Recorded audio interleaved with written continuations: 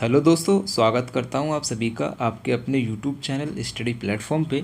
आज के इस वीडियो में बात करेंगे कोकुरिकुलर कोर्स का जो आपका सब्जेक्ट रहेगा analytic ability and digital awareness, इसके आंसर की के बारे में। ये क्वेश्चन पेपर बीएससी बीकॉम का रहेगा 5th सेमेस्टर का, ठीक है, जो कि कोकुरिकुलर कोर्स में बीए बीएससी तीनों कोर्स वाले जो स्टूडेंट्स होते हैं सभी को देना होता है।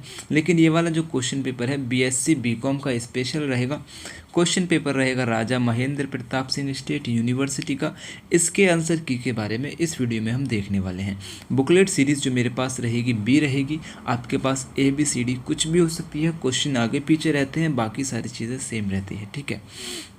देखो, ये वाला जो क्वेश्चन पेपर को करने के लिए 2 घंटे का आपको समय दिया गया था और अधिकतम अंक जो है 75 नंबर का आपका यहाँ पे रहेगा।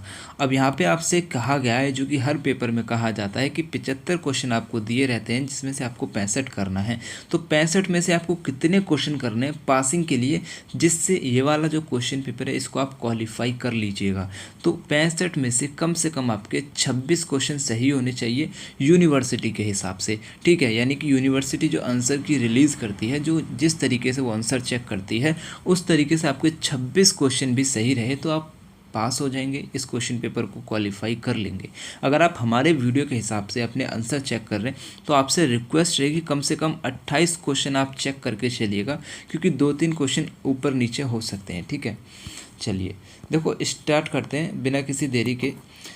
देखो, यहाँ पे सबसे पहला आपसे क्वेश्चन पूछा गया है कथन। ये वाले जो क्वेश्चन होते हैं ना, मैं यहाँ पे ना देखो, सबसे पहले थोड़ी सी मेरी बातों पे गौर कीजिएगा। इस तरीके के जो क्वेश्चन होते हैं ना, थोड़े घुमाने वाले होते हैं, ठीक है, समझने में भी थोड़ा कम आता है। और यहाँ पे मैं कोशिश ये करूँगा कि आपको समझाता हुआ चलूँ, ताकि आगे जो स्टूडेंट्स देखें उनके लिए यहाँ पे बेनिफिट रहेगा। इसी वीडियो में आगे जो स्टूडेंट्स इस क्वेश्चन पेपर को देखेंगे वो इस चीज़ को समझते चलेंगे कि हमको किस तरीके से रीजनिंग के क्वेश्चन को सॉल्व करना है, ठीक है। देखो, यहाँ पर आपसे कथन दे रखा होता है, फिर उसका निष्कर्ष आपको बताया जाता है, फिर उस निष्कर्ष के हिसाब से आपको ऑप्शन दे दिए जाते हैं। तो यहाँ पर सबसे पहले आपको कथन को ना ध्यान से समझना होता है। कथन आपसे कहता है कि सभी कौवे पक्षी हैं और सभी मोर जो है ना वो कौवे हैं। तो ऐसे जो कथन दे दिया होता है ना, उसमें आपको क्या करना होता है कि आपको उल्टा पढ़ना होता है। ये वाला जो रीजनिंग के क्वेश्चनों को आप ज़्यादातर ना उल्टे तरीके से पढ़ोगे ना, तो आपको बेहतर ढंग से समझ में आएगा। तो आपको नीचे से पढ़ना है, सभी मोर कौवे हैं। जितने भी मोर हैं ना वो सारे के सारे कौवे हैं। तो यहाँ पे सबसे पहले एक छोटा सा सर्किल बना लेंगे, किसका? मोर का।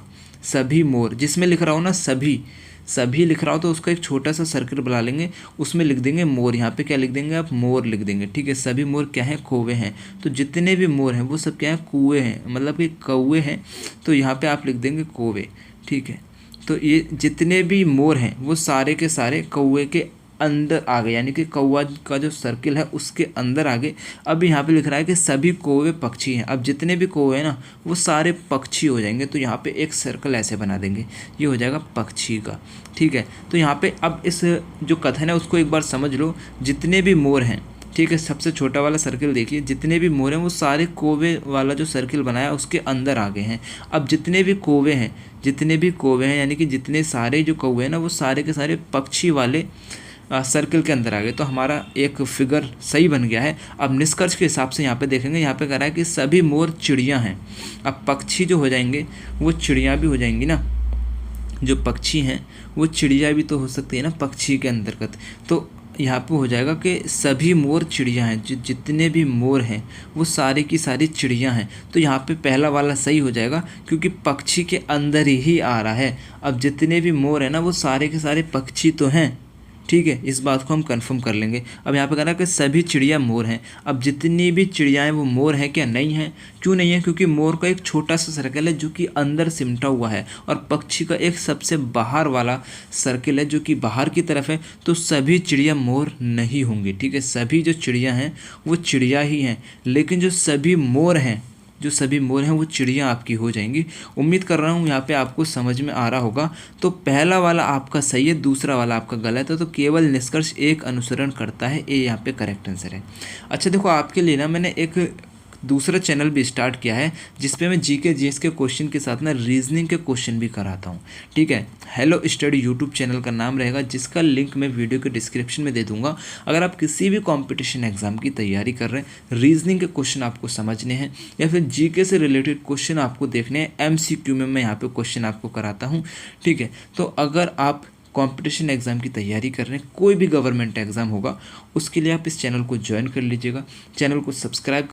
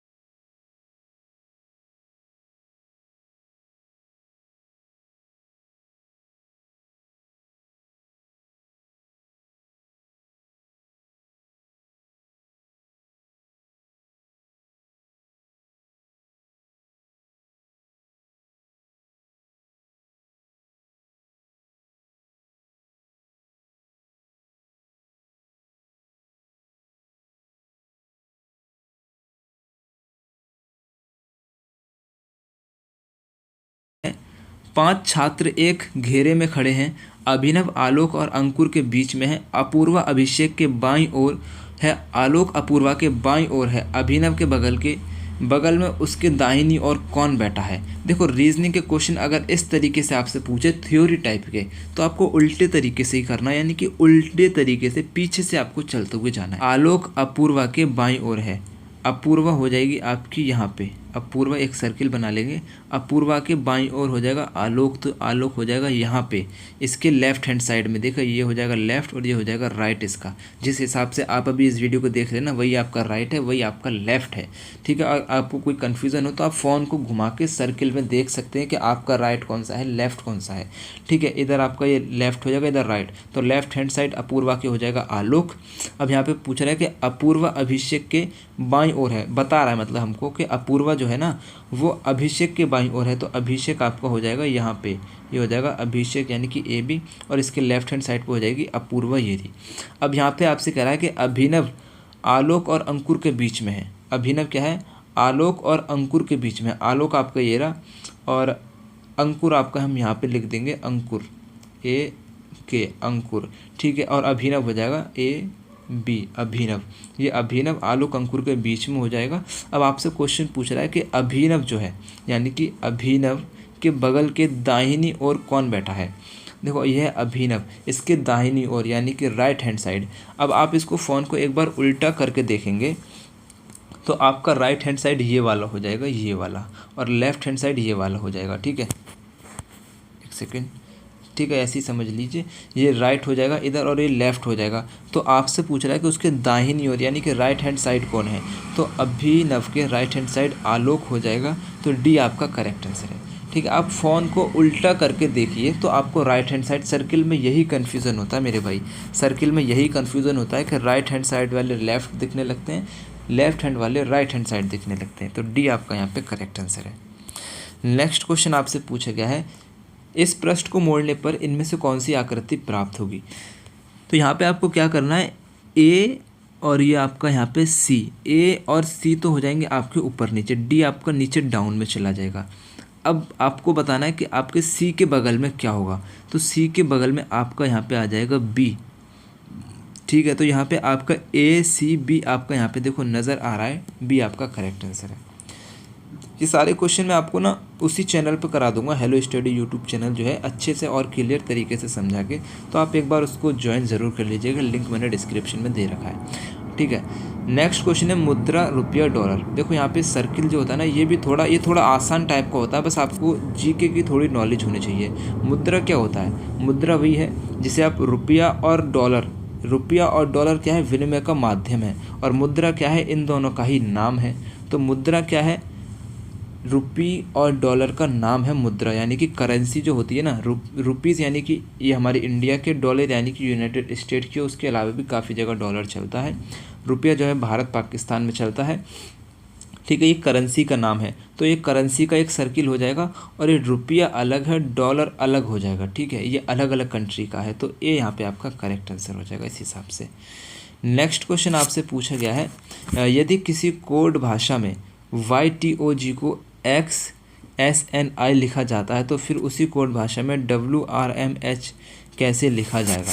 तो 8 वाले का राइट आंसर यहाँ पे आपको लगाना है ए, यानी कि VQLG। इसको मैं समझाने का भी प्रयास यहाँ पे करता हूँ। देखो आपको ना क्या भी करना है कि जो अल्फ़ाबेट होते हैं ABCD के, उनके ना नंबर सीरियल भी आपको याद कर लेना है। जैसे कि यहाँ पे है YTOJ, इसका नंबर सीरीज हो जाएगा, Y जो आता है आपका 25 पे आता है, T आपका 20 पे आता है, ये 15 पे आता है, और ये 10 पे आता है, ठीक है। इस तरीके से आपको करना है। अब यहाँ पे इसका बनाया गया है X S N और ये I। X जो आता है आपका 24 पे आता है, ये S 19 पे आता है, X आपका जो आता है, सॉरी N है यहाँ पे ये, ठीक है, N है, वही मैं सोचा, ये आपका 14 पे आता है, ये आपका 9 पे आता है। तो आप इन दोनों में अच्छे से कंपैरिजन कर पाएंगे कि यहाँ पे क्या रीज़न लग रहा है। तो 25 और 24, 20, 19, 15, 14 और ये 9, 10 और ये 9, यानी कि यहाँ पे एक आपको कम नज़र आ रहा है। तो -1 की सीरियल आपका यहाँ पे चल रहा है, -1 का सीरियल चल रहा है। तो WRM कैसे लिखा जाएगा। तो यहाँ पे हम चाहें तो डायरेक्ट भी कर सकते हैं, W से पहले V आता है, R से पहले Q आता है, M से पहले L आता है, H से पहले G आता है, ठीक है। तो इस तरीके से भी आप यहाँ पे कर सकते हैं, ये यहाँ पे करेक्ट आंसर है। नेक्स्ट क्वेश्चन आपसे पूछा गया कि सफारी है, तो सफारी क्या है, सफारी एक वेब ब्राउज़र हो जाएगा मेरे भाई, 9 का ए यहाँ पे करेक्ट आंसर है। नेक्स्ट क्वेश्चन आपसे पूछा गया है, निम्नलिखित में से कौन सा साइबर सुरक्षा का प्रकार है। तो एप्लीकेशन सुरक्षा जो है एक साइबर सुरक्षा का प्रकार होता है, नेटवर्क सुरक्षा साइबर सुरक्षा का प्रकार होता है, क्लाउड सुरक्षा साइबर सुरक्षा का प्रकार होता है मेरे भाई। उपरोक्त सभी यानी कि ऊपर के सभी जो हैं आपके राइट आंसर हैं, डी करेक्ट आंसर है। नेक्स्ट क्वेश्चन आपसे पूछा गया है, कोड रेड किस प्रकार का है। कोड रेड किस प्रकार का है, राइट आंसर यहाँ पे आपको लगाना है एक कंप्यूटर वायरस हो जाएगा, ठीक है। कोड रेड जो है एक कंप्यूटर वायरस है, सी आपका करेक्ट आंसर है। नेक्स्ट क्वेश्चन आपसे पूछा गया है, निम्नलिखित में से कौन सा माइक्रोसॉफ्ट द्वारा विकसित एक वेब ब्राउज़र है। माइक्रोसॉफ्ट द्वारा विकसित वेब ब्राउज़र कौन सा हो जाएगा। राइट आंसर यहाँ पे आपको इसका लगा देना है इंटरनेट एक्सप्लोरर, ठीक है। इंटरनेट एक्सप्लोरर जो है माइक्रोसॉफ्ट द्वारा विकसित एक वेब ब्राउज़र हो जाएगा, डी आपका करेक्ट आंसर है। नेक्स्ट क्वेश्चन आपसे पूछा गया है, HTTP का फुल फॉर्म क्या है। तो HTTP का फुल फॉर्म होता है hyper text transfer protocol, B यहाँ पे करेक्ट आंसर है। ये क्वेश्चन आपको मैंने मेरे जो पिछले वीडियोज़ हैं उसमें काफ़ी बार कराया हुआ है, इम्पोर्टेंट क्वेश्चन के तौर पे इसको आप आगे के लिए भी याद रख लेंगे। और देखो जो आपका अभी BA वालों का एग्ज़ाम क्वेश्चन पेपर हुआ है RMPSC में ही, उसको मैंने सॉल्व कराया था। मैंने बोला था भाई आप इसको, इम्पोर्टेंट क्वेश्चन है, काफ़ी क्वेश्चन यहाँ से आ सकते हैं। तो वहाँ से काफ़ी क्वेश्चन आपको इस वाले क्वेश्चन पेपर में देखने को मिले हैं, यानी कि काफ़ी क्वेश्चन ना क्वेश्चन पेपर में से ही लिए जाते हैं क्योंकि इम्पोर्टेंट क्वेश्चन रहता है। अब उनके लिए सभी स्टूडेंट्स सेम रहते हैं। अब वो नए नए क्वेश्चन कहाँ से लाएंगे? जो आपका सिलेबस दे रखा है उसी में से ही क्वेश्चन बनाएंगे ना। अब ज़रूरी थोड़ी नहीं जो बीए वालों को दे दिया है वो बीएससी वालों को ना दें क्वेश्चन। इंपॉर्टेंट क्वेश्चन है तो ज़रूर देंगे। तो मैं आपसे वही कहता हूँ कि जो क्वेश्चन पेपर आपको सॉल्व करा के दिया जा रहा है उसको आप देख लीजिए अगर आपका एग्ज़ाम आने वाला है तो, क्योंकि इंपॉर्टेंट क्वेश्चन आपसे भी पूछे जाएंगे। आपसे कुछ आसान नहीं पूछा जाएगा या फिर आपसे कुछ नए क्वेश्चन बना के नहीं पूछे जाएंगे, ठीक है। आपसे भी वही क्वेश्चन पूछे जाएंगे। मेरी बात को समझने का थोड़ा प्रयास करेंगे। नेक्स्ट क्वेश्चन आपसे पूछा गया एक्सेल में कॉलम को हाईलाइट करने का शॉर्टकट की क्या होता है? तो यहाँ पे राइट आंसर आपको लगाना है कंट्रोल प्लस स्पेस बार, ठीक है। एक्सेल में कॉलम को हाईलाइट करने का शॉर्टकट की होता है कंट्रोल प्लस स्पेस बार। सी आपका करेक्ट आंसर है भाई। नेक्स्ट क्वेश्चन आपसे पूछा गया है प्रोसेस डेटा को डैश के रूप में जाना जाता है। तो प्रोसेस डेटा जो होता है यानी कि प्रोसेस जो डेटा होता है उसको इन्फॉर्मेशन या फिर सूचना के रूप में जाना जाता है। इंपॉर्टेंट क्वेश्चन है भाई, बीए वालों से भी पूछा गया था, आपसे भी पूछा गया है और आगे भी पूछा जाता रहेगा, इन बातों को याद रखेंगे। नेक्स्ट क्वेश्चन है जस्टिफाई विकल्प क्या होता है? तो ये टेक्स्ट को बाईं और दाईं ओर संरेखित करता है, यानी कि दोनों साइड जो है व्यवस्थित कर देता है बिल्कुल एक लाइन में। जैसे आप किताब में देखते ना, ये किताब का एक पेज है तो इधर से भी बराबर लिखा हुआ है, इधर से भी बराबर लिखा हुआ है, तो इसी को हम जस्टिफाई करके लिखते हैं। सी आपका करेक्ट आंसर है। नेक्स्ट क्वेश्चन आपसे पूछा गया है सुरक्षित वेब ब्राउजिंग के लिए कौन सा प्रोटोकॉल उपयोग किया जाता है? तो HTTPS हो जाएगा यहाँ पे right answer. C correct answer है। नेक्स्ट क्वेश्चन आपसे पूछा गया है निम्नलिखित में से कौन सा कंप्यूटर का मूल कार्य है? तो प्रोसेसिंग, स्टोरेज और इनपुट, ये सभी जो हो जाएंगे कंप्यूटर के मूल कार्य हो जाएंगे भाई। डी आपका यहाँ पे करेक्ट आंसर है। नेक्स्ट क्वेश्चन आपसे पूछा गया है यदि डॉक्यूमेंट में स्पेलिंग की गलती हो तो उस डैश रंग की रेखा खींचकर रेखांकित किया जाता है। तो 19 का राइट आंसर आपको हो जाएगा लाल रंग की रेखा खींचकर रेखांकित किया जाता है भाई। सी आपका करेक्ट आंसर है।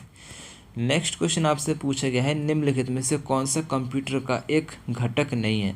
तो कागज़ जो हो जाएगा कंप्यूटर का घटक नहीं है। देखो मेमोरी होती है, ALU arithmetic logic unit, CPU central processing unit हो गया। तो कागज़ जो है कंप्यूटर का यहाँ पे घटक नहीं है, कंप्यूटर का कंपोनेंट नहीं है। बाकी ये तीनों कंप्यूटर के कंपोनेंट हो जाएंगे। तो बी यहाँ पे आपका इस हिसाब से करेक्ट आंसर हो जाएगा। अच्छा भाई, आप सभी से रिक्वेस्ट है मेरे प्यारे दोस्तों कि अगर आपको वीडियो अच्छा लग रहा है तो आपको वीडियो को लाइक कर देना है और अपने सभी दोस्तों को ना वीडियो को आपको शेयर ज़रूर करना है, ठीक है। आपको वीडियो को शेयर ज़रूर करना है। अगर आप बीए में पढ़ रहे हैं, बीएससी में पढ़ रहे हैं, बीकॉम में पढ़ रहे हैं, चैनल को सब्सक्राइब करके बेल आइकन को ऑन कर लेना है। और अगर आपको ये वाला क्वेश्चन पेपर चाहिए एनालिटिक एबिलिटी का या किसी भी बीए का, बीए से रिलेटेड, बीएससी से रिलेटेड कोई भी क्वेश्चन पेपर चाहिए तो आपको मेरे टेलीग्राम चैनल पर मिल जाएगा। टेलीग्राम चैनल का लिंक डिस्क्रिप्शन में दे रखा है और इस PDF का लिंक, इस वाले क्वेश्चन पेपर का PDF का लिंक भी वीडियो के डिस्क्रिप्शन में मैंने दे रखा है। एक बार लिंक चेक कर लेना, वीडियो का डिस्क्रिप्शन एक बार ओपन ज़रूर कर लेना, वहाँ पे कुछ इंपॉर्टेंट लिंक और हैं, उनको भी आप एक बार देख लीजिएगा, ठीक है। नेक्स्ट क्वेश्चन आपसे पूछा गया है MS वर्ड में डॉक्यूमेंट को सेव करने का कौन सा विकल्प सही होता है? तो सेव करते हैं, सेव एस से भी करते हैं, कंट्रोल+S से भी हम सेव कर सकते हैं। तो उपरोक्त सभी डी आपका करेक्ट आंसर है। नेक्स्ट क्वेश्चन आपसे पूछा गया है निम्नलिखित में से कौन सा कंप्यूटर का मस्तिष्क है? ये क्वेश्चन आपको मैं बार बार बता चुका हूँ। सेंट्रल प्रोसेसिंग यूनिट CPU को कंप्यूटर का दिमाग कहा जाता है। नेक्स्ट क्वेश्चन आपसे पूछा गया है कंप्यूटर के पिता कौन है? ये क्वेश्चन भी आपसे पूछा गया है। तो चार्ल्स बेबेज को फादर ऑफ कंप्यूटर कहा जाता है। नेक्स्ट क्वेश्चन आपसे पूछा गया है 0 से 10 तक की संख्याओं का गुणनफल तथा है क्या होगा? तो ये क्वेश्चन आपसे जो बीए में पूछा गया था, बीए वाले क्वेश्चन पेपर में, उसमें आपसे पूछा गया था एक फ़ोन का जो कीबोर्ड होता है उसमें से अगर हम सारे नंबरों का मल्टीप्लाई कर दें तो आंसर कितना होगा? तो वहाँ पे 0 होगा, क्योंकि मैंने आपको बताया था कि जो फ़ोन के डायल नंबर होते हैं उसमें एक नंबर 0 भी होता है। अगर हम सभी का, कितने भी बड़े नंबर का मल्टीप्लाई करेंगे, गुणनफल करेंगे 0 के साथ, उसका आंसर 0 हमेशा आएगा। तो डी यहाँ पे करेक्ट आंसर है। नेक्स्ट क्वेश्चन आपसे पूछा गया है नीचे दिए गए चित्र में कितने त्रिभुज हैं? देखो ट्रायंगल से क्वेश्चन हमेशा पूछा जाता है, ये थोड़ा इजी टाइप था। तो 1 2 3 4 5 6 6 ट्राइंगल आपको यहाँ पे नज़र आ रहे हैं, एक ट्राइंगल आपको देखो यहाँ पे नज़र आ गया और एक ट्राइंगल आपको यहाँ पे नज़र आ गया। टोटल 8 ट्राइंगल आपको यहाँ पे नज़र आ चुके हैं। डी आपका करेक्ट आंसर है, सी आपका करेक्ट आंसर है। नेक्स्ट क्वेश्चन आपसे पूछा गया है एशिया, भारत, गुजरात। देखो ये इस तरह के क्वेश्चन ना काफ़ी आते हैं, मेरे ख्याल से ईजी भी रहते हैं। तो एशिया क्या है, एक महाद्वीप है जिसके अंदर भारत आ जाएगा और भारत के अंदर आपको गुजरात आ जाएगा। तो ए यहाँ पे करेक्ट आंसर है मेरे भाई। नेक्स्ट क्वेश्चन है यदि मोहन कहता है कि उसकी माँ श्याम की माँ की इकलौती बेटी है तो श्याम का मोहन से क्या संबंध है। श्याम का मोहन से क्या संबंध है, यहाँ पे इनसे ये कह रहा है। देखो यहाँ पे हमसे क्वेश्चन जो कह रहा है ना उसको समझेंगे। मोहन कहता है कि उसकी माँ, तो ये हो जाएगा मोहन और ये मोहन की माँ। मोहन की जो माँ है वो श्याम की माँ की इकलौती बेटी हैं, तो श्याम की माँ ये हो जाएगा श्याम और ये श्याम की माँ हो जाएंगी यहाँ पे। अब श्याम की माँ की इकलौती बेटी हो जाएंगी मोहन की माँ, तो ये इन दोनों की माँ है, तो ये दोनों बहन भाई होंगे ना। मोहन की मम्मी और श्याम दोनों बहन भाई हो जाएंगे। अब ये दो बहन भाई हो जाएंगे और ये इनका लड़का है, ठीक है। जैसे कि आपकी मम्मी है, आपकी मम्मी की माँ, आपकी मम्मी की जो माँ है वो आपकी नानी हो गई। अब नानी के जो लड़के हैं यानी कि श्याम, वो आपके मामा हो गए। तो इसका इनसे क्या संबंध है, ये इनका मामा लगेगा। देखो बेटा किसी कीमत पे नहीं लगेगा, पिता भी नहीं हो सकता और बहन भी नहीं हो सकता, ये चाचा भी नहीं हो सकता। लेकिन यहाँ पे अंकल दे रखा है तो मामा भी कह सकते हैं। तो मेरे हिसाब से डी आपका यहाँ पे करेक्ट आंसर हो जाएगा। अगर यहाँ हिंदी वाले को अगर आप साइड में हटा के कर दें, हो सकता है ना कि जिसने क्वेश्चन पेपर टाइप किया हो उसने अंकल या इंग्लिश में किया हो, यहाँ पे अपने आप हिंदी में ट्रांसलेट होकर चाचा हो गया हो, तो यहाँ पे अंकल मामा भी तो हो सकता है। तो यहाँ डी ऑप्शन मेरे हिसाब से राइट आंसर हो जाएगा, ठीक है। बाकी 27 का जो भी करेक्ट आंसर आपको लग रहा है एक बार कमेंट्स कर देंगे, ठीक है, क्योंकि गलती भाई किसी से भी हो सकती है। अब मैं जो सोच रहा हूँ थोड़ा गलत भी हो सकता है, बाकी मेरे हिसाब से डी आपका करेक्ट आंसर है। नेक्स्ट क्वेश्चन है AD?PY। देखो इस वाले क्वेश्चन में ना थोड़ी सी दिक्कत है। अब दिक्कत क्या है वो मुझे ही नज़र आ रही है या आपको भी नज़र आ रही है। मैंने जो इस क्वेश्चन पेपर को, इस वाले क्वेश्चन को सॉल्व किया वो इस तरीके से क्या है कि AD, अब ए में आप 3 प्लस करेंगे तो आपका आता है डी। ए में 3 प्लस करेंगे 4 हो जाएगा, यानी कि ए जो 1 नंबर पे आता है और इसमें 3 प्लस और कर देंगे तो आपका बन जाता है 4। अब 4 नंबर पे आपका डी आ रहा है तो इस हिसाब से डी यहाँ पे आ गया। अब ये वाला जो गायब कर रखा है डी में अगर मैं 3 प्लस करके देखूँ तो यहाँ पे आता है जी, यानी कि 4 और 3 7 नंबर पे आपका आता है जी। अब जी में मैं 9 प्लस करूँगा, जी में अगर मैं 9 प्लस करता हूँ तो मेरे को क्या मिलता है पी। जी में 9 प्लस करूँगा तो क्योंकि जी आता है 7 पे और ये 9 प्लस कर दूंगा तो 16 नंबर पे पी आता है, तो ये इस तरीके से हो गया। अगर मैं पी में फिर से 9 प्लस करता हूँ तो मेरा आता है, देखो ये आता है 16 पे, पी आता है 16 पे और ये हो जाता है एक यहाँ पे 9, तो यहाँ पे ये हो जाता है आपका 25 पे आपका आता है वाई। इस हिसाब से मेरे हिसाब से यहाँ पे जी आपका करेक्ट आंसर होना चाहिए। अब जी आपका किधर आ रहा है, तो जी जो आ रहा है वो आपका सी ऑप्शन में आ रहा है। इस हिसाब से सी आपका करेक्ट आंसर हो जाएगा, ठीक है। नेक्स्ट क्वेश्चन आपसे पूछा गया है निम्नलिखित श्रृंखला में आगे क्या होगा। आगे क्या होगा आपसे ये पूछ रहा है ए, डी, जी और आपका जे। देखो यहाँ पे जो क्रम बन रहा है 1, 4, 7 और ये आपका 10 बन रहा है, यानी कि इसमें 3 प्लस करके 4, 4 में 3 प्लस करके 7, 7 में 3 प्लस करके 10, 10 में 3 प्लस करके 13, 13 पे आता है आपका एम, तो एम आ रहा है आपका सी ऑप्शन में, तो सी आपका करेक्ट आंसर इस हिसाब से हो जाएगा। नेक्स्ट क्वेश्चन आपसे पूछा गया इस श्रेणी में अगला पद क्या होगा। श्रेणी को आप समझेंगे, सीरीज़ को आप समझेंगे। 23 में 5 प्लस करेंगे 28, 28 में 6 प्लस करेंगे 34, 34 में 7 प्लस करेंगे 41, 41 में फिर 8 प्लस करेंगे 49। अब आपने एक चीज़ यहाँ पे देखी होगी कि यहाँ पे जो प्लस हो रहा है ना 5 के बाद 6 फिर 7 फिर 8 फिर 9, अब 9 प्लस करना है हमको 49 में, 49 में 9 प्लस करेंगे 58 आएगा, तो सी आपका करेक्ट आंसर हो जाएगा। नेक्स्ट क्वेश्चन आपसे पूछा गया है यदि ए यू को 21 और ई जी जी को 245 तो आप बेग को किस कोड में लिखेंगे। देखो क्वेश्चन काफ़ी मज़ेदार है, काफ़ी इंटरेस्टिंग है। ए और u को हम 21 कैसे लिख सकते हैं, सबसे पहले यही सोचना होता है। a आता है आपका 1 पे, u आता है 21 पे, इन दोनों को मल्टीप्लाई करेंगे तो 21 आ जाएगा। आप प्लस कर रहे होंगे ना तो 22 बन रहा होगा, इस तरीके से थोड़ा कन्फ्यूज़न हो जाता है। तो यहाँ पे करेंगे 21 आ जाएगा, मल्टीप्लाई करेंगे। अब आप e को करेंगे मल्टीप्लाई तो e आता है 5 पे और ये आता है 7 और 7 नंबर पे, यानी कि 5 7 7, 5 सत्ते 35, 35 सत्ते कितना हो जाएगा भाई 245, 245। तो आपको कुछ नहीं करना, मल्टीप्लाई करना है। अब बेक में आपको क्या करना है, बी आता है आपका 2 नंबर पे, ए पे आता है आपका 1 और के आता है आपका 11 नंबर पे, ई आता है आपका 5 नंबर पे। 2 का 1 में मल्टीप्लाई करेंगे 2 1 जा 2, 2 का 11 में करेंगे 22 और 22 का 5 में करेंगे 2 पंजे 10 का 0, कैरी बचेगा 1, 2 पंजे 10 का 0, 2 पंजे 10 और 1 11, तो 11 यानी कि 110। तो सी आपका यहाँ पे करेक्ट आंसर हो जाएगा। उम्मीद करूँगा वीडियो आपको पसंद आ रहा होगा। और देखो वीडियो में ना काफ़ी मेहनत हुई है इस वाले क्वेश्चन पेपर में। और अभी देखो मैं आपको टाइम दिखाने की कोशिश करूँ, 3:40 हो रहा है 14 फरवरी का, यानी कि रात के 3:40 हो रहा है। तो भाई मेहनत हो रहा है थोड़ा सा, तो बस थोड़ा सा सपोर्ट करेंगे। ये सब मेहनत आप ही के लिए है, किसी और के लिए नहीं है। तो आपको बस कुछ नहीं करना है मेरे भाई, एक शेयर करना है, थोड़ा सा समय मेरे लिए निकाल के, अपने छोटे भाई के लिए निकाल के यार एक शेयर कर देना है। वीडियो अच्छा लगे लाइक कर देना है और चैनल को सब्सक्राइब करके बेल आइकन को ऑन ज़रूर कर लेना है। बस एक छोटी सी रिक्वेस्ट मेरी आपसे रहेगी। नेक्स्ट क्वेश्चन देखो आपसे पूछा गया है कि कुछ कोड में सोबर को RNADQ लिखा जाता है, तो उस कोड में लोटस को कैसे लिखा जाएगा। देखो यहाँ पे क्या करेंगे, SOBER, ठीक है, इसको लिखा जाता है, क्या लिखा जाता है RNADQ।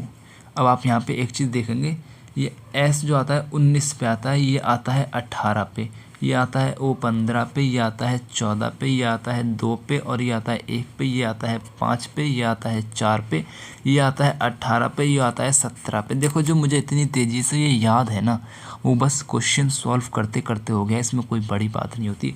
तो 19 से पहले 18, 15 से पहले 14, तो -1 की सीरीज़ आपकी यहाँ पे चल रही है। तो लोटस में भी आपको -1 की सीरीज़ लगा देनी है, LOTUS।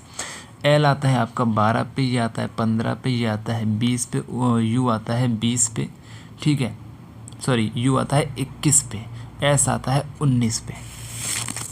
अब इसमें भी आपको -1 की सीरीज़ लगा देनी है। एक सेकेंड, अब आपको 12 का लिखना है, K आता है 11 पे और N यानी कि ये आता है 15 पे, N 14 पे आएगा N, ये आता है 20 पे, 19 पे आएगा S, ये आता है U आता है 21 पे, तो 20 पे आएगा T और ये आता है S यानी कि 18 पे आएगा आपका R। KNSTRD आपका करेक्ट आंसर है, KNSTRD आपका करेक्ट आंसर हो जाएगा मेरे भाई। अभी देखो क्या है ना कि मेरा टैबलेट है ना वो थोड़ा सा हैंग हो रहा है यार, तो हैंग होने के चक्कर में मैं क्या कर पा रहा हूँ कि थोड़ा स्पीड से नहीं बता पा रहा हूँ, और स्पीड से नहीं बताने का चक्कर यही है। चलो देखो नेक्स्ट क्वेश्चन आपसे पूछा गया है 23-13, इसको फिर अगले सीरीज़ में दे रखा है 54 के बाद क्या आएगा, 23 और 13 क्या संबंध क्या बनेगा। तो 23 में से -10 करेंगे तो 13 बन जाएगा मेरे हिसाब से। अगर हम 54 में से -10 करेंगे तो 44 बन जाएगा। तो इस हिसाब से सी आपका करेक्ट आंसर हो जाएगा, ठीक है। नेक्स्ट क्वेश्चन आपसे पूछा गया इनमें से कौन सा ब्राउज़र पूर्णतः भारतीय है, तो एपिक आपका यहाँ पे राइट आंसर हो जाएगा। ये ब्राउज़र पूरी तरह से भारतीय हो जाएगा, सी आपका करेक्ट आंसर है।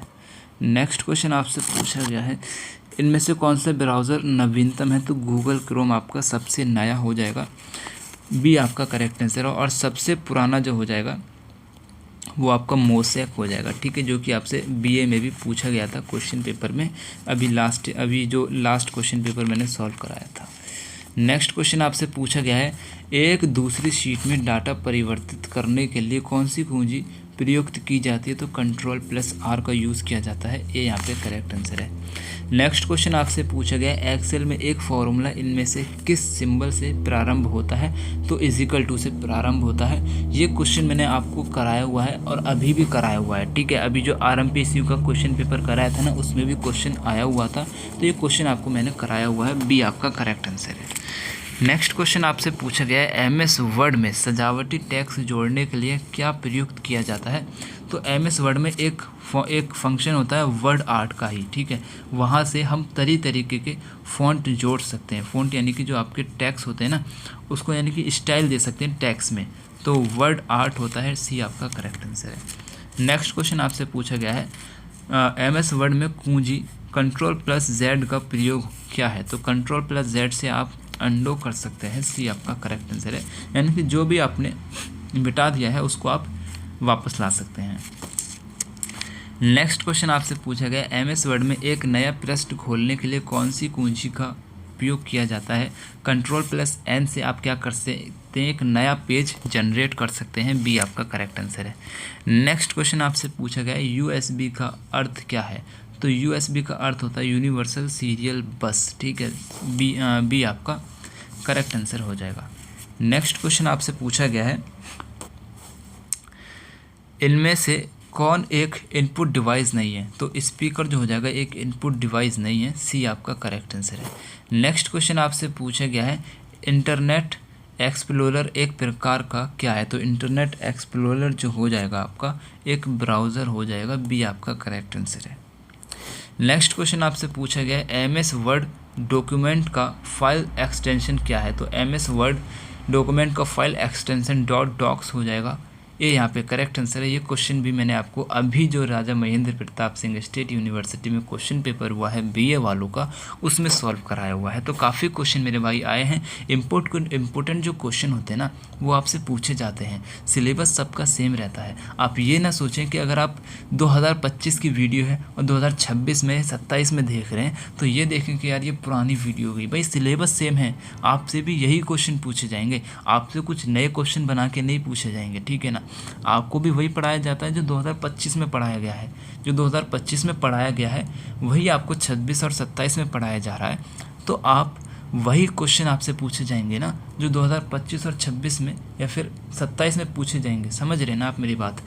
बस मैं आपसे वही कह रहा हूँ। कंप्यूटर वायरस है एक, तो कंप्यूटर वायरस एक सॉफ्टवेयर हो जाएगा। बी आपका करेक्ट आंसर है। नेक्स्ट क्वेश्चन है कि 1 KB संदर्भित करता है, तो 1024 बाइट्स को। बी करेक्ट आंसर है। नेक्स्ट क्वेश्चन है कि इनमें से कौन सी स्मृति अस्थिर है जिसे केवल एक बार लिखा जाता है, ठीक है। Which memory is non volatile memory कौन सी हो जाएगी, तो प्रोम हो जाएगी, ठीक है। प्रोम हो जाएगी। इसकी फुल फॉर्म होता है programmable read only memory. B आपका करेक्ट आंसर है यहाँ पे। नेक्स्ट क्वेश्चन आपसे पूछा गया है IBM का मुख्यालय कहाँ पर स्थित है, तो न्यूयॉर्क में हो जाएगा भाई। डी आपका करेक्ट आंसर है।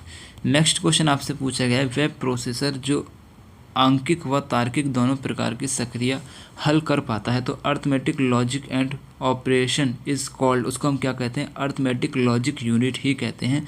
बी आपका करेक्ट आंसर है ALU। नेक्स्ट क्वेश्चन आपसे पूछा गया है आईफोन में कौन सा ऑपरेटिंग सिस्टम प्रयुक्त किया जाता है, iOS। बी आपका यहाँ पे करेक्ट आंसर है। एंड्रॉयड तो एंड्रॉयड में किया जाएगा ना। नेक्स्ट क्वेश्चन आपसे पूछा गया है भाई कंप्यूटर की प्रथम पीढ़ी किस तकनीक पर आधारित थी, तो वैक्यूम ट्यूब पर आधारित थी। ये वाला क्वेश्चन भी आपको मैंने कराया हुआ है। किस में कराया हुआ है, अभी जो क्वेश्चन पेपर हुआ है राजा महेंद्र प्रताप सिंह स्टेट यूनिवर्सिटी का, उसमें कराया हुआ है, ठीक है भाई। इम्पोर्टेंट क्वेश्चन है। आप मेरी बातों पे थोड़ा विश्वास जताइए धीरे धीरे। मैं उम्मीद करूँगा कि आपका धीरे धीरे पूरा विश्वास जीत सकूँ। जैसा बोला था वैसा क्वेश्चन पेपर आ रहा है ना, तो वीडियो को लाइक ज़रूर करना है। नेक्स्ट क्वेश्चन आपसे पूछा गया कंप्यूटर को कुल कितनी पीढ़ियों में विभाजित किया गया है, तो कंप्यूटर को जो है ना 5 पीढ़ियों में विभाजित किया गया है। डी आपका करेक्ट आंसर है। नेक्स्ट क्वेश्चन आपसे पूछा गया है कंप्यूटर की प्रारंभिक संरचना किसके द्वारा दी गई, तो JV न्यूमन के द्वारा। ये यहाँ पे करेक्ट आंसर है। नेक्स्ट क्वेश्चन आपसे पूछा गया है यदि x + 1/x = 10 हो तो एक्स स्क्वायर प्लस 1/x² का मान क्या होगा। तो 54 का जो राइट आंसर है वो आपका हो जाएगा बी, ऑप्शन 98। सी के बी आपका करेक्ट आंसर है। इसको सॉल्व कराने में थोड़ा मुझे लगता है मुझे मुश्किल हो जाएगी, मैं समझाने में शायद उतने अच्छी तरीके से ना समझा पाऊँगा, लेकिन राइट आंसर आपका यहाँ बी रहेगा। नेक्स्ट क्वेश्चन आपसे पूछा गया है 1 से 9 तक की संख्याओं का घन का योग क्या होगा। 1 से 9 तक की जो संख्या होती है उसकी घन का योग क्या होगा। राइट आंसर आपको लगाना है 2025। देखो 1 से 9 तक की 1 का क्यूब कर लो, ठीक है, प्लस करके 2 का क्यूब कर लो, प्लस करके 3 का क्यूब कर लो। अब इनका हमें योग करना है क्यूब खोल खोल के, तो 2025 हो जाएगा। सी आपका करेक्ट आंसर है। नेक्स्ट क्वेश्चन है चर राशि x का मान क्या होगा जो x - 1/3 ग्रेटर देन या इजिकल टू 4 को संतुष्ट करती है। देखो इसको हमें इक्वेशन को सॉल्व ही करना है, कुछ नहीं करना है। यहाँ पे सिंपल सा ही है, x - 1/3 ये इजिकल टू या फिर ग्रेटर देन 4। अब हमें यहाँ पे क्या करना है, सबसे पहले x - 1 ये 3 है ना, ये 3 जो है यहाँ पे डिवाइड में है, तो इसी को इजिकल टू के इधर लेके जाएंगे। तो x - 1 ग्रेटर देन या इजिकल टू 4 × 3, डिवाइड में तो मल्टीप्लाई में हो जाएगा ना, तो ये कितना हो जाएगा 12 हो जाएगा। 4 × 12 यहाँ पे हो जाएगा। तो x - 1 ग्रेटर देन या इजिकल टू 12। तो अब यहाँ पे x ग्रेटर देन या इजिकल टू 12, ये 1 है, माइनस का इधर ले आके प्लस का कर देंगे 1, तो ये हो जाएगा 13। तो यहाँ पे क्या आंसर आ जाएगा, इसको आप एक बार देखेंगे। x जो है वो ग्रेटर देन है या फिर बराबर है किसके, 13 के। यहाँ पे राइट आंसर ये होगा इसका। तो x जो है यहाँ पे क्या दिखा रहा है, छोटा है या फिर बराबर है 13 के, लेकिन छोटा तो नहीं है, या तो बड़ा होगा या बराबर होगा, तो ये गलत हो जाएगा। अब ये वाला भी आपका गलत ही हो जाएगा, तो इनमें से कोई नहीं, एक तरीके से राइट आंसर हो जाएगा डी। नेक्स्ट क्वेश्चन आपसे पूछा गया है इनमें से कौन सा वेन चित्र जो है आगरा उत्तर प्रदेश और भारत के मध्य संबंध को सही से परिभाषित करता है। आगरा उत्तर प्रदेश व भारत, देखो भारत है, भारत के अंदर उत्तर प्रदेश है, उत्तर प्रदेश के अंदर आपका आगरा है। सी आपका करेक्ट आंसर है। नेक्स्ट क्वेश्चन आपसे पूछा गया कि इस आकृति में कुल कितने वर्ग हैं। तो इस आकृति में कितने वर्ग हैं, तो इस तरीके के जो आपको दे रखा होता है ना कि 3 इधर हैं और 3 इधर हैं, या फिर 4 इधर हैं और 4 इधर हैं, उसमें बहुत सिंपल तरीके से होता है। देखो भाई ने ना यहाँ पे करके भी दिखा रखा है थोड़ा सा, यही भाई के लिए एक लाइक कर देना, भाई को ये ट्रिक पता है और उम्मीद करता हूँ आपको भी पता होगा। क्या करना है कि 1 2 3 इस तरीके से लिख लेना है, इधर भी 1 2 3 लिख लेना है, तो इसका इससे मल्टीप्लाई करना है, यानी कि 3 3 से कितना होता है भाई 9 होता है। 2 का 2 से करना है, तो 2 × 2 कितना होता है भाई 4 होता है। अब ये 1 का 1 लिख देंगे, तो 1 और 4 5 और ये 9 14 हो जाएगा, यानी कि 14। तो यहाँ पे राइट आंसर आपको हो जाएगा डी। कितने वर्ग हैं यहाँ पे, तो यहाँ पे जो है आपके 14 स्क्वायर हो जाएंगे। डी आपका करेक्ट आंसर है। नेक्स्ट क्वेश्चन आपसे पूछा गया है कि निम्न पहेली हल करते हुए रिक्त स्थान को पूर्ण कीजिए। इसको हमें भरना है, किस स्थान को भरना है, हमें यहाँ पे बताना है कि यहाँ पे क्या आएगा। ठीक है, यहाँ पे आपका क्या आएगा।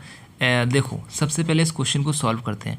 x + x करके आपका 8 आ जाता है, तो एक x को दूसरे x से प्लस करते हैं 8 आता है। तो यहाँ पे हमें बताना है कि x की वैल्यू कितनी है, तो x की वैल्यू 4 और 4 मान लेंगे, 4 ये मानेंगे 4 ये मानेंगे, तो दोनों का योग कितना हो जाएगा 8 हो जाएगा। तो x बराबर कितना आता है आपका 4 आ जाता है। ठीक है, अब यहाँ पर आप देखेंगे x बराबर 4 आपका आ चुका है। इस वाले को देखेंगे x + y करेंगे तो आपका 9 आएगा। तो x आपका 4 था, अब 4 में कितना जोड़ें आपका 9 आ जाएगा। तो 4 में अगर हम 5 जोड़ेंगे तो आपका 9 आ जाएगा। तो y की वैल्यू आपकी 5 निकल आएगी।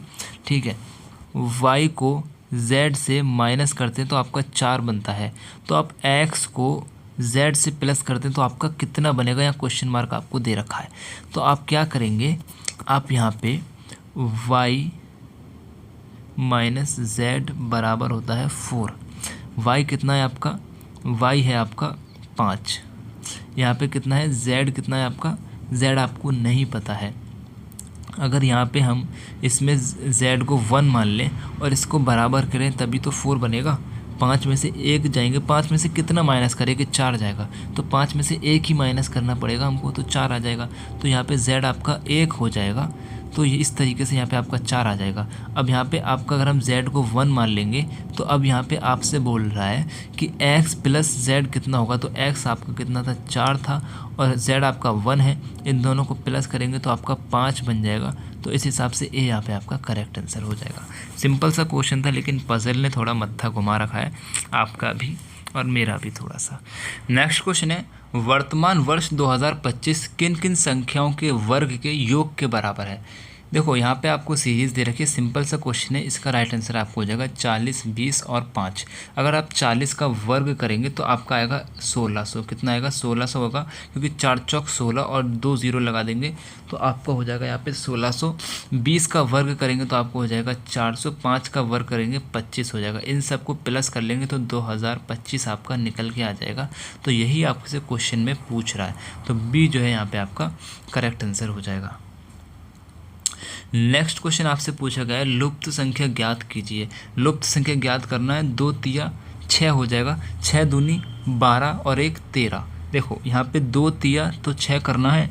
अब जो 6 आंसर आता है, जो भी आंसर आ रहा है उसका 2 से मल्टीप्लाई करना है। 6 दूनी 12, अब 12 में 1 प्लस कर देना है, 13 हो जाएगा। ठीक है, अब इसी तरीके से 3 चौक 12, 12 में 2 का मल्टीप्लाई करना है, 12 दूनी 24, 24 में 1 प्लस कर देना है 25। अब इसी तरीके से 4 पंजे 20, 20 दूनी 40, 40 में 1 प्लस कर देंगे 41। तो सी आपका यहाँ पे करेक्ट आंसर है। उम्मीद है क्वेश्चन बहुत अच्छी तरीके से ये वाला समझ में आया होगा। नेक्स्ट क्वेश्चन है, यदि किसी माह का तीसरा दिन सोमवार है तो माह का 25वां दिन कौन सा होगा। एक महीने में अगर किसी महीने का तीसरा दिन अगर आपको सोमवार है यानी कि मंडे है, तो उसी महीने का 25वां जो दिन होगा वो कौन सा होगा। तो देखो 25 में से सबसे पहले आप 3 माइनस करेंगे तो आपके पास 22 बचेगा। ठीक है, तो 22 दिन का आपको हिसाब किताब लगाना है। अब 22 दिन में जो पहला दिन है वो आपका मंडे है, तो आपको 22वां दिन कौन सा होगा ये पता करना है। तो एक हफ्ते में 7 दिन होते हैं, तो 7 एक 7, 7 दूनी 14, 7 या 21, तो 3 आपको यहाँ पे पूरा निकालना है। तो 21 तारीख को जो होगा वो आपका मंडे ही होगा। अब 22 तारीख को मंडे से एक आगे क्या आता है ट्यूसडे, तो आपका ट्यूसडे हो जाएगा, यानी कि सी आपका करेक्ट आंसर है, मंगलवार। सी आपका करेक्ट आंसर है। अब देखो काफ़ी इस भाई ने देखो क्या करा है, यहाँ पे मैं थोड़ा सा बता रहा हूँ कि 7 को 25 से डिवाइड कर दिया है। 7 को 25 से डिवाइड करने का कोई मतलब नहीं है, क्योंकि 3 दिन आपके पहले ही हट चुके हैं कंफ्यूज करने के लिए आपको।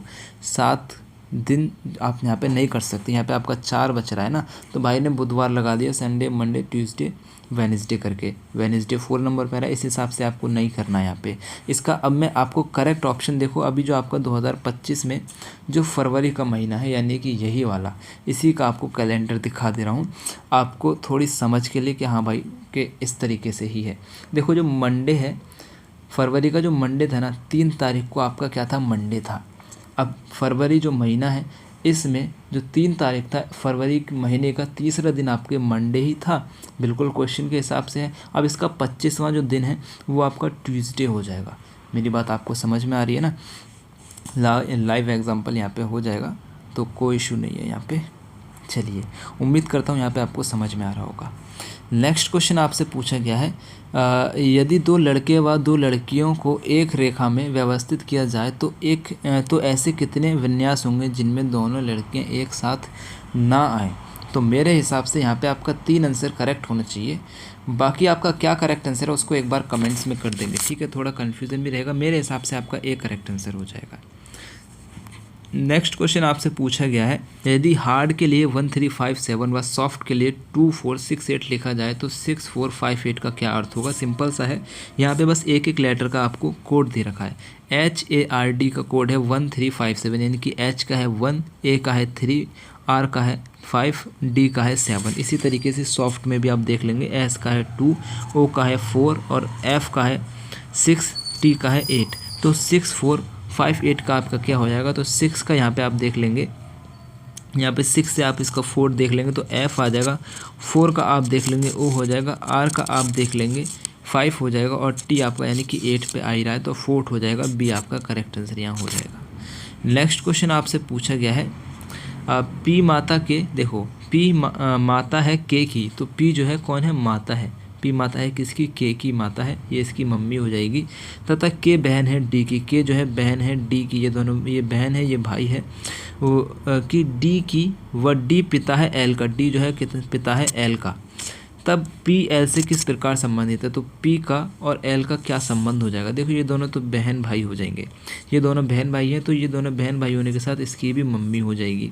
अब इसका जो लड़का है ये, वो इसका क्या संबंध है, तो ये इससे पापा बोलेगा, एल जो है डी से पापा बोलेगा और डी की मम्मी से दादी बोलेगा, अपने पापा की मम्मी से दादी ही तो बोलेगा। तो बी आपका यहाँ करेक्ट आंसर है। नेक्स्ट क्वेश्चन आपसे पूछा गया है, एक फ़ोटो की ओर इशारा करते हुए दिनेश ने कहा कि इसके पिता मेरी माता की इकलौती संतान है, वह फ़ोटो किससे संबंधित है। देखो 66 का राइट आंसर आपको यहाँ पे लगाना है। पहले क्वेश्चन को थोड़ा सा यहाँ पे समझने का प्रयास करेंगे, ठीक है।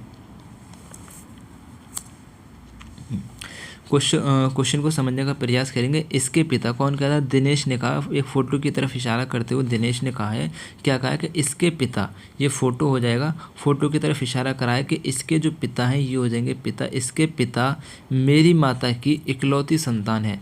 मेरी माता यानी मेरी माता की इकलौती संतान है, मेरी माता की इकलौती संतान यानी कि मैं, और इसके पिता जो है मेरी माता के, इसके पिता मेरी माता की इकलौती संतान है। देखो क्वेश्चन बहुत घुमा रहा है, लेकिन घूमेंगे नहीं, यहाँ पे फिर से देखेंगे। एक फ़ोटो है, अब फ़ोटो की तरफ देखते हुए दिनेश ने कहा कि इसके जो पिता है, इसका जो पिता है वो मेरी माता की इकलौती संतान है।